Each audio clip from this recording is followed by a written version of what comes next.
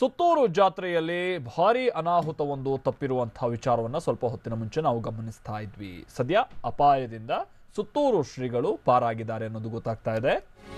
ಏನೇನು ಸಮಸ್ಯೆ ಆಗಿಲ್ಲ ಅವರಿಗೆ. ಸುತ್ತೂರು ಜಾತ್ರೆಯಲ್ಲಿ ಬಲೂನ್ ಸ್ಫೋಟ ಆಗಿರುವಂತಹ ಪ್ರಕರಣಕ್ಕೆ ಸಂಬಂಧಪಟ್ಟಂತೆ ಸುತ್ತೂರು ಶ್ರೀಗಳು ಪ್ರತಿಕ್ರಿಯೆ ಕೊಟ್ಟಿದ್ದಾರೆ. ನಾನು ಆರೋಗ್ಯವಾಗಿದ್ದೀನಿ, ಯಾವುದೇ ತೊಂದರೆ ಆಗಿಲ್ಲ ಅನ್ನುವಂಥದ್ದನ್ನ ಹೇಳಿದ್ದಾರೆ. ಭಕ್ತಾದಿಗಳು ಯಾವುದೇ ರೀತಿಯ ಆತಂಕ ಪಡುವಂತಹ ಅಗತ್ಯ ಇಲ್ಲ ಅಂತಲೂ ಕೂಡ ಮೈಸೂರಿನಲ್ಲಿ ಸುತ್ತೂರು ಮಠದ ಶ್ರೀಗಳು ಹೇಳ್ತಾ ಇದ್ದಾರೆ. ಸುತ್ತೂರು ಮಠದ ದೇಶಿಕೇಂದ್ರ ಸ್ವಾಮೀಜಿಯವರು ಹೇಳಿಕೆಯನ್ನು ಸದ್ಯ ಕೊಟ್ಟಿದ್ದಾರೆ. ಕ್ರೀಡಾ ಜ್ಯೋತಿಯ ಬೆಂಕಿ ಬಲೂನ್ಗಳಿಗೆ ತಾಗ್ಬಿಟ್ಟಿದೆಯಂತೆ, ಆಗ ಅವಘಡ ಆಗಿದೆ. ನಾನು ವಿಚಲಿತನಾಗಿಲ್ಲ, ಯಾವುದೇ ದೊಡ್ಡ ಅಪಾಯ ಆಗಿಲ್ಲ ಅನ್ನುವಂಥದ್ದನ್ನು ಕೂಡ ಹೇಳಿದ್ದಾರೆ. ಆಮೇಲೆ ಮುಖ್ಯಮಂತ್ರಿಗಳು ಸೇರಿದಂತೆ ಎಲ್ಲರೂ ಕರೆ ಮಾಡಿ ಆರೋಗ್ಯವನ್ನ ವಿಚಾರಿಸಿದ್ದಾರೆ. ಅವಘಡದಲ್ಲಿ ನನಗೆ ಯಾವುದೇ ರೀತಿಯ ತೊಂದರೆ ಆಗಿಲ್ಲ, ಈಗ ಪೂಜೆಯಲ್ಲಿ ತೊಡಗಿ ಬಳಿಕ ಕಾರ್ಯಕ್ರಮಕ್ಕೆ ತೆರಳುತ್ತೀನಿ ಅನ್ನುವಂಥ ಮಾತನ್ನ ಕೂಡ ಹೇಳಿದ್ದಾರೆ. ಸುತ್ತೂರು ಶಿವರಾತ್ರಿ ದೇಶಿಕೇಂದ್ರ ಸ್ವಾಮೀಜಿಗಳ ಹೇಳಿಕೆ ಇದು.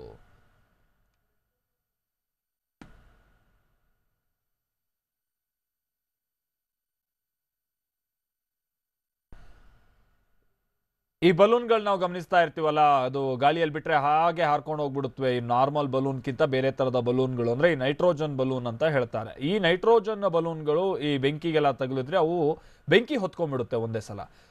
ಅಂತೆ ಘಟನೆ ಆ ಥರದೇ ಒಂದು ಘಟನೆ ಆಯಿತು. ಬಟ್ ಇವತ್ತು ಬಲೂನ್ನ ಪ್ರಮಾಣ ಹೆಚ್ಚಾಗಿದ್ದಂಥ ಕಾರಣ, ಸುಮಾರಷ್ಟು ಬಲೂನ್ಗಳಿದ್ದಂಥ ಕಾರಣದಿಂದಾಗಿ ಸ್ವಲ್ಪ ಅಲ್ಲಿ ಕಿಡಿತಾಗ್ತಾ ಇದ್ದಂಗೆ ಒಂದು ಬಲೂನ್ ಬ್ಲಾಸ್ಟ್ ಆಗಿದೆ. ನೋಡ್ತಾ ಇದ್ದಂತೆ ಉಳಿದಂಥ ಎಲ್ಲ ಬಲೂನ್ಗಳಿಗೂ ಆ ಬೆಂಕಿ ತಗಲಿ ಒಂದು ಕ್ಷಣ ಬೆಂಕಿ ಸ್ಪ್ರೆಡ್ ಆಗಿಬಿಡ್ತು ಗಾಳಿಯಲ್ಲಿ.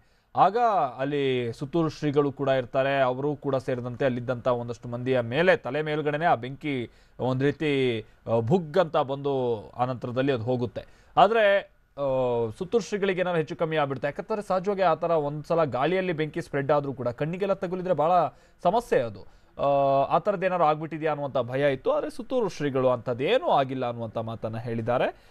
ಆಮೇಲೆ ಅವರ ತಲೆಯಲ್ಲಿ ಸ್ವಲ್ಪ ಸುಟ್ಟಗ ರೀತಿಯಾದ ಗಾಯ ಇತ್ತು ಅಂತ ಕಾಣಿಸುತ್ತೆ. ಅದನ್ನು ಹೊರತುಪಡಿಸಿ ಬೇರೆ ಏನೂ ಆಗಿಲ್ಲ.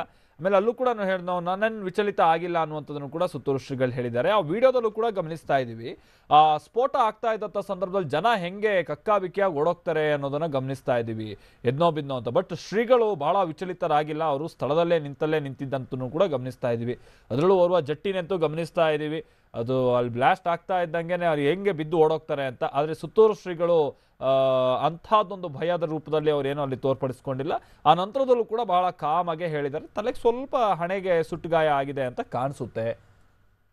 ದಿಲೀಪ್ ನಮ್ಮ ಪ್ರತಿನಿಧಿ ಇದಕ್ಕೆ ಸಂಬಂಧಪಟ್ಟಂತೆ ಮತ್ತಷ್ಟು ಡೀಟೇಲ್ಸ್ ಅನ್ನು ಕೊಡ್ತಾರೆ. ನಮ್ಮ ಜೊತೆಗೆ ನೇರ ಸಂಪರ್ಕದಲ್ಲಿ ಅವರು ಜಾಯ್ನ್ ಆಗ್ತಾ ಇದ್ದಾರೆ. ದಿಲೀಪ್, ಬಹುಶಃ ಶ್ರೀಗಳು ಹೇಳಿದಾಗೆ ನಾನೇನು ಅಂತ ವಿಚಲಿತ ಆಗಿಲ್ಲ ಅನ್ನುವಂಥದ್ದನ್ನ ಹೇಳಿದ್ರು. ವಿಡಿಯೋದಲ್ಲಿ ಕೂಡ ಹಾಗೆ ಕಂಡು ಬರ್ತಾ ಇತ್ತು. ಬಟ್ ಹಣೆ ಭಾಗಕ್ಕೆ ಸ್ವಲ್ಪ ಸುಟ್ಟಿದೆ ಅಂತ ಕಾಣಿಸುತ್ತಲ್ವಾ?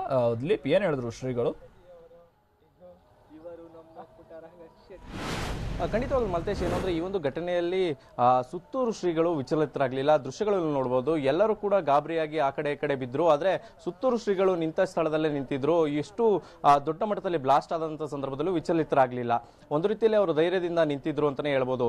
ಇನ್ನು ಅದೇ ರೀತಿಯಂತಹ ಸುತ್ತೂರು ಶ್ರೀಗಳು ಹೇಳುವಂಥದ್ದು, ಏನೋ ನನಗೆ ಯಾವುದೇ ರೀತಿಯಾದಂತಹ ಗಾಯಗಳಾಗಿಲ್ಲ, ನನಗೆ ಸಣ್ಣ ಪುಟ್ಟ ಅವ್ರಿಗೆ ಬೇರೆಯವರಿಗೆ ಗಾಯಗಳಾಗಿದೆ, ನನಗೆ ಯಾವುದೇ ರೀತಿಯಾದಂಥ ಗಾಯಗಳಾಗಿಲ್ಲ, ನಾನು ಸೇಫ್ ಆಗಿದ್ದೀನಿ ಅನ್ನುವಂಥ ಮಾತುಗಳನ್ನ ಹೇಳ್ತಾ ಇದ್ದಾರೆ. ಅದೇ ರೀತಿಯಾದಂಥ ಭಕ್ತಾದಿಗಳು ಯಾರು ಕೂಡ ಗಾಬರಿ ಆಗೋದು ಬೇಡ, ಎಲ್ಲರೂ ಕೂಡ ಸೇಫ್ ಆಗಿದ್ದಾರೆ, ಯಾರಿಗೂ ಕೂಡ ದೊಡ್ಡ ಮಟ್ಟದಲ್ಲಿ ಗಾಯ ಆಗಿಲ್ಲ, ಎಲ್ಲರಿಗೂ ಕೂಡ ಸಣ್ಣ ಪುಟ್ಟ ಮಟ್ಟದ ಗಾಯಗಳಾಗಿದೆ ಅಂತ ಹೇಳ್ತಾ ಇದ್ದಾರೆ. ಏನು ನೈಟ್ರೋಜನ್ ಗ್ಯಾಸ್ನ ಆ ಬಲೂನ್ ಏನಿದೆ, ಇದೊಂದು ಬ್ಲಾಸ್ಟ್ ಆದಂತ ಕಾರಣದಿಂದಾಗ್ಲಿ ವಿಡಿಯೋದಲ್ಲಿ ಮುಖಾಂತರ ಅದು ದೊಡ್ಡ ಮಟ್ಟದಲ್ಲಿ ದೊಡ್ಡದಾಗಿ ಕಾಣಿಸ್ತಾ ಇದೆ. ಮತ್ತೆ ಬಲೂನ್ನ ಬಣ್ಣ ಇರುವ ಕಾರಣದಿಂದಾಗಿ ಅದು ಬೇರೆ ರೀತಿಯಾದಂತಹ ದೃಶ್ಯಗಳ ರೀತಿ ಕಾಣಿಸ್ತಾ ಇದೆ, ದೊಡ್ಡ ಮಟ್ಟದಲ್ಲಿ ಆಗಿದೆ ಅನ್ನುವಂಥದ್ದು.